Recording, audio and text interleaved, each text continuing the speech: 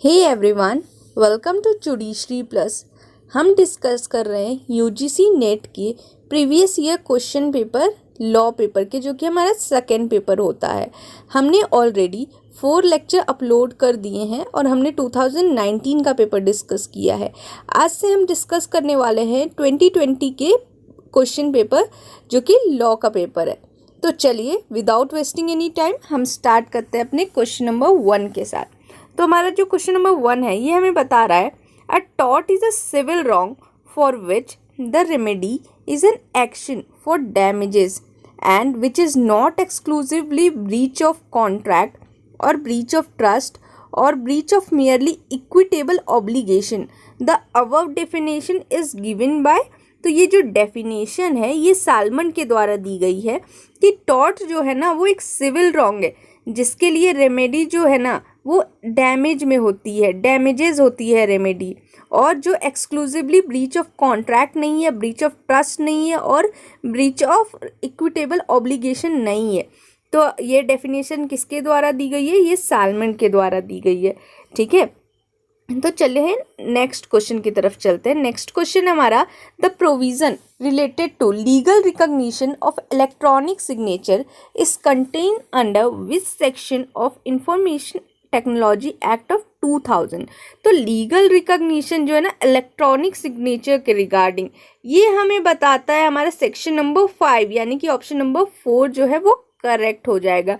अब आप मुझे बताइए, legal recognition of electronic record जो होता है हमारा इलेक्ट्रॉनिक रिकॉर्ड, ये हमारे किस सेक्शन में दिया गया है? इंफॉर्मेशन टेक्नोलॉजी एक्ट ऑफ 2000 के। आप मुझे कमेंट सेक्शन में बताएंगे। ठीक है, नेक्स्ट क्वेश्चन पे चलते हैं। नेक्स्ट क्वेश्चन हमें बता रहा है a company can convert into limited liability partnership. तो कोई कंपनी जो है ना वो कब कन्वर्ट हो सकता है लिमिटेड लायबिलिटी पार्टनरशिप में?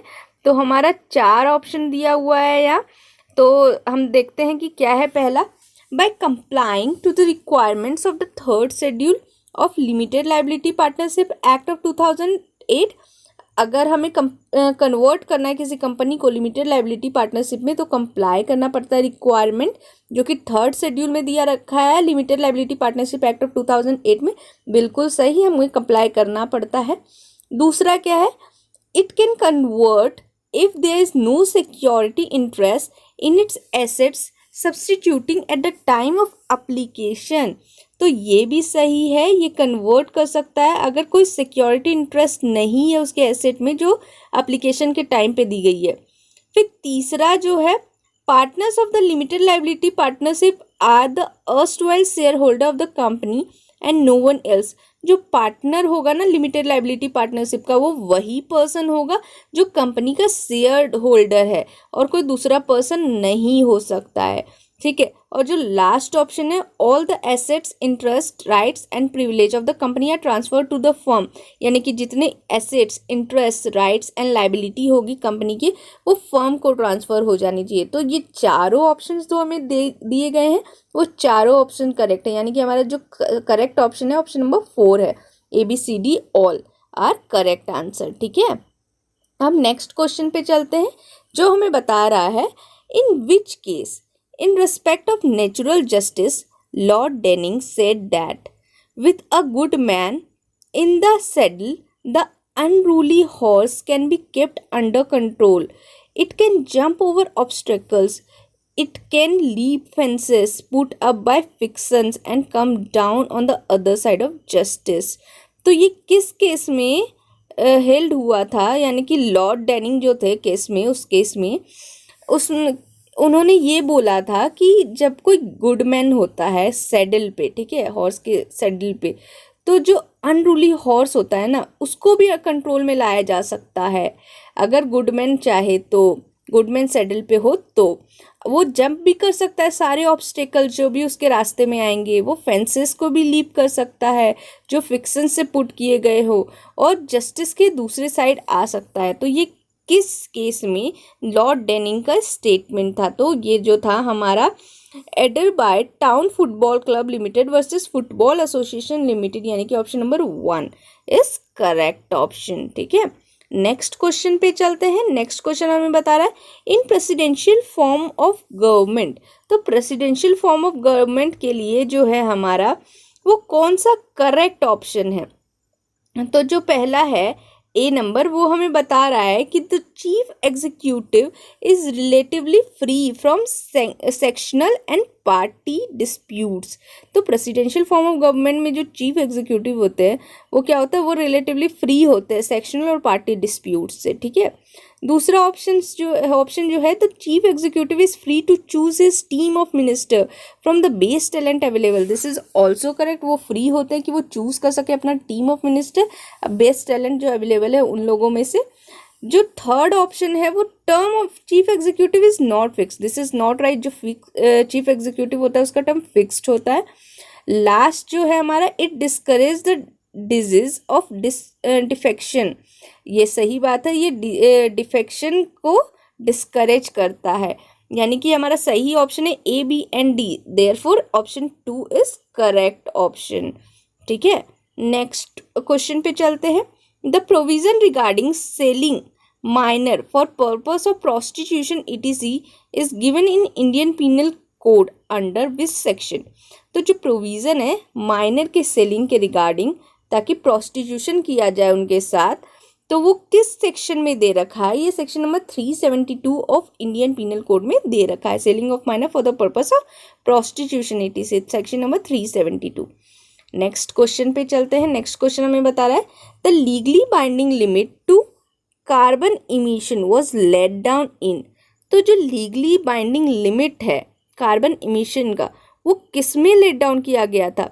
तो जो क्योटो प्रोटोकॉल था ना ग्लोबल वार्मिंग पे 1997 में जो हेल्ड हुआ था, उसमें ये लिमिट किया गया था, legally binding limit to carbon emission laid down किया गया था। Kyoto protocol on global warming 1997, इसमें लिमिट कर दिया था कार्बन एमिशन, ठीक है। नेक्स्ट क्वेश्चन की तरफ चलते हैं। The real relation of jurisprudence to law depend not upon what law is treated but how law is treated is said by. तो ये जो स्टेटमेंट मैंने अभी पढ़ा, ये किसने बोला था कि जो रियल रिलेशन है ना जूरिस्प्रूडेंस का लॉ के साथ, वो डिपेंड होता है कि कैसे लॉ को ट्रीट किया जा रहा है, ना कि क्या लॉ को ट्रीट किया जा रहा है। यानी कि what law is treated is not relevant but how law is treated is relevant, ठीक है। तो ये किसने बोला था? ये हमारे ग्रे जो थे जूरिस्ट, इन्होंने बोला था, ठीक है। नेक्स्ट क्वेश्चन की तरफ चलते हैं। ये हमें बता रहा है, दो लिस्ट दिए गए हैं, एक में प्रोविजंस दिए हैं, एक में सेक्शन दिया है एनजीटी एक्ट ऑफ 2000 के अंदर, और इसको हमें मैच करना है, ठीक है। तो फर्स्ट में दिया है हैजार्डस सब्सटेंस, ठीक है। हैजार्डस सब्सटेंस जो है ना वो सेक्शन नंबर 2F में दे रखे हैं, ठीक है। हैजार्डस सब्सटेंस है सेक्शन नंबर 2F में, यानी कि ए का 3 हो जाएगा। देन जो इन्वायरमेंट है वो section number 2C of NGT act of 2010 में दिया गया है, इन्वायरमेंट 2C में दिया हुआ है। देन हैंडलिंग जो है, हैंडलिंग 2E में दिया है एनजीटी एक्ट। ये सारे जो है एनजीटी एक्ट ऑफ 2010 में दिए गए हैं, ठीक है। जो एक्सीडेंट है वो सेक्शन नंबर 2A में दे रखा है, यानी कि accident 2A, handling 2E, hazards substance 2F और इन्वायरमेंट 2C, यानी कि हमारा ऑप्शन नंबर 3 जो है वो करेक्ट ऑप्शन हो जाएगा। नेक्स्ट क्वेश्चन की तरफ चलते हैं। In which case the Supreme Court held that pardoning power of the President under Article 72 and Governor under Article 161 is subject to judicial review। तो ये कौन सा केस था जिसमें सुप्रीम कोर्ट ने हेल्ड किया, जो पार्डनिंग पावर है प्रेसिडेंट की 72 के अंदर और गवर्नर की आर्टिकल 161 के अंदर, वो सब्जेक्टेड टू जुडिशियल रिव्यू है। ये बहुत ही इंपॉर्टेंट केस है, सब्जेक्ट टू जुडिशियल रिव्यू के बारे में बता रहा है। ये हमारा जो राइट आंसर है ये ऑप्शन नंबर 3 है। Epuru Sudhakar versus state of Andhra Pradesh में ये हेल्ड हुआ था, सुप्रीम कोर्ट के द्वारा हेल्ड किया गया था कि आर्टिकल 72 और article 161 is subject to judicial review. याद रखिएगा, Epuru Sudhakar versus state of Andhra Pradesh. Next question की तरफ चलते हैं। ये असर्शन रीजनिंग बेस्ड क्वेश्चन है, ठीक है। तो अब हम देखेंगे कि असर्शन क्या बोल रहा है। The parliament has power to make the law for whole और any part of the territory of India and law made by parliament would be applicable beyond the territory of India also. तो जो parliament है ना, उसके पास power है कि वो law बना सके पूरे या कोई पार्ट इंडिया के उसके लिए, और जो भी लॉ पार्लियामेंट बनाएगा ना वो एप्लीकेबल हो जाएगा इंडिया के बाहर भी। ठीक है, ये असर्शन बोल रहा है। रीजन बोल रहा है जो आर्टिकल नंबर 245 के क्लॉज 1 में दिया गया है कॉन्स्टिट्यूशन ऑफ इंडिया के, वो एम्पावर करता है पार्लियामेंट को कि वो लॉ बनाए पूरी कंट्री के लिए और किसी पार्ट ऑफ टेरिटरी के लिए इंडिया के। ठीक है, और जो 245 का क्लॉज 2 है वो हमें बता रहा है कोई भी लॉ जो पार्लियामेंट ने बनाया उसको इनवैलिड नहीं किया जाएगा, बस इस ग्राउंड पे कि वो एक्स्ट्रा टेरिटोरियल ऑपरेशन है उसका। तो ये बिल्कुल करेक्ट है, यानी कि असर्शन भी करेक्ट है और रीजनिंग भी करेक्ट है, और जो रीजंस है ना वो करेक्ट एक्सप्लेनेशन है असर्शन का, यानी कि ऑप्शन नंबर ए जो है हमारा वो करेक्ट हो जाएगा। ठीक है, नेक्स्ट क्वेश्चन पे चलते हैं। नेक्स्ट क्वेश्चन भी लिस्ट वाला क्वेश्चन है। तो पहले लिस्ट में दिया है प्रोविजंस कॉन्स्टिट्यूशन के अंदर जो दिए हैं, दूसरे लिस्ट में दिया है आर्टिकल्स। ठीक है, तो देखते हैं हम क्या है। तो जो पहला है ना, जस्ट अ मिनट, जो पहला है हमारा वो है special provision with respect to state of Manipur. तो जो स्पेशल प्रोविज़न है मणिपुर के रिस्पेक्ट में वो हमें आर्टिकल नंबर 371 क्लॉज सी में दिया है, यानी कि 371 सी जो है, clause not clause C but 371 C जो है उसमें हमें मणिपुर के स्पेशल प्रोविजंस के बारे में दिया गया है। देन जो है हमारा कर्नाटका के स्पेशल प्रोविज़न के रिस्पेक्ट में कौन सा आर्टिकल है, तो वो जे है, 371 जे जो है कर्नाटका के रिस्पेक्ट में स्पेशल प्रोविज़न के बारे में बात करता है। नाउ जो सिक्किम के लिए स्पेशल प्रोविज़न के बारे में बात करता है वो आर्टिकल है 371 एफ, यानी कि ऑप्शन नंबर 1। फिर जो हमारे मिज़ोरम के बारे में बात करता है वो है 371 जी। ठीक है, तो यानी कि ए का हो जाएगा 3, बी का 4, सी का 1 एंड डी का 2। तो जो हमारा राइट ऑप्शन है वो ऑप्शन नंबर 4 है। ठीक है, नेक्स्ट क्वेश्चन की तरफ चलते हैं। नेक्स्ट क्वेश्चन हमें बता रहा है which of the following statement is correct. तो उसमें से कौन सा स्टेटमेंट जो है ना हमारा करेक्ट ऑप्शन है। तो जो डंकेल ड्राफ्ट टेक्स्ट था और डंकेल पैकेज था और डंकेल ड्राफ्ट एक्ट था जो एम्बॉडी करता है result of Uruguay round of multilateral trade negotiation was release on 20 December 1995। बिल्कुल करेक्ट है। जो Dunkel draft text, Dunkel package और ड्रंकन ड्राफ्ट एक्ट था जो Uruguay round of multilateral trade negotiation का रिजल्ट था वो रिलीज कब हुआ था, 20 दिसंबर को। तो no, this is not a correct option, this is wrong option, ये 20 दिसंबर को नहीं हुआ था।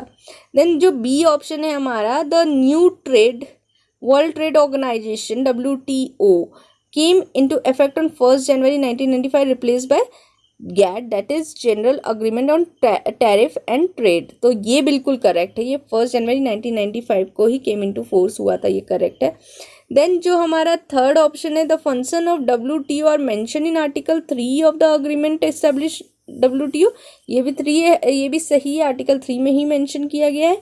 देन जो लास्ट ऑप्शन है, the 6th ministerial conference of WTO was held in Hong Kong from 13 to 18 December 2008, this is not correct.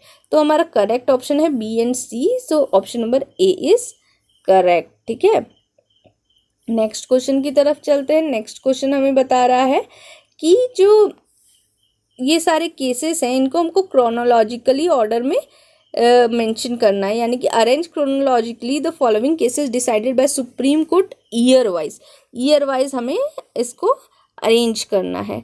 तो जो सबसे पहले केस आया था ना वो था Kharak Singh versus state of UP का केस। ठीक है, तो सबसे पहला जो है हमारा ऑप्शन नंबर डी, ये पहला हो जाएगा।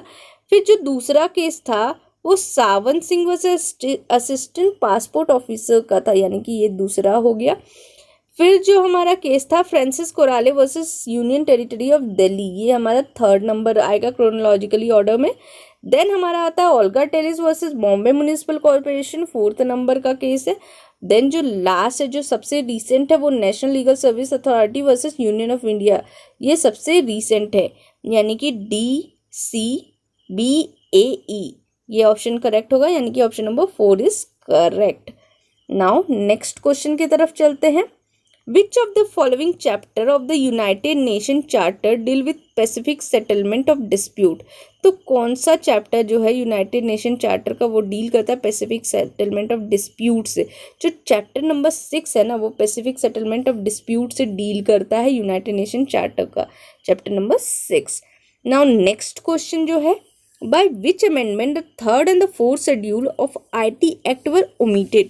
तो कौन सा अमेंडमेंट था जिससे जो थर्ड और फोर्थ शेड्यूल थे आईटी एक्ट के उसको ओमिट कर दिया गया था?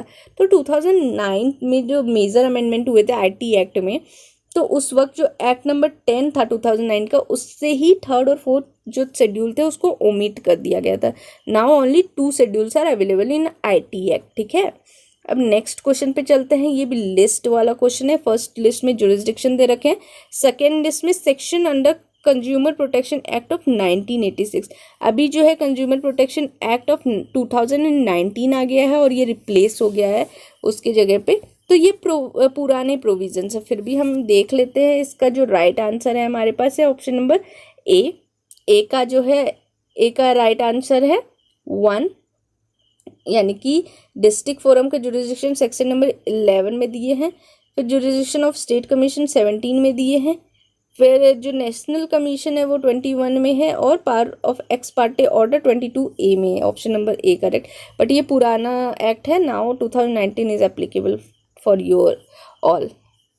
तो नेक्स्ट क्वेश्चन है, the main purpose of corporate sole is to. तो कॉर्पोरेट सोल जो होता है उसका मेन पर्पस क्या होता है? उसका मेन पर्पस होता है कि वो कंटिन्यूटी मेंटेन करे ऑफिस में। So option number 3 is correct option. Corporation sole का मेन पर्पस है कि maintain continuity of an office. ठीक है, अब हम आते हैं आज के सेकेंड लास्ट क्वेश्चन पे। ये हमें बता रहा है सेक्शन नंबर 102 जो है इंडियन पीनल कोड का, वो डील करता है प्रोविजन रिलेटिंग टू 102 जो है वो कौन से प्रोविजन से डील करता है?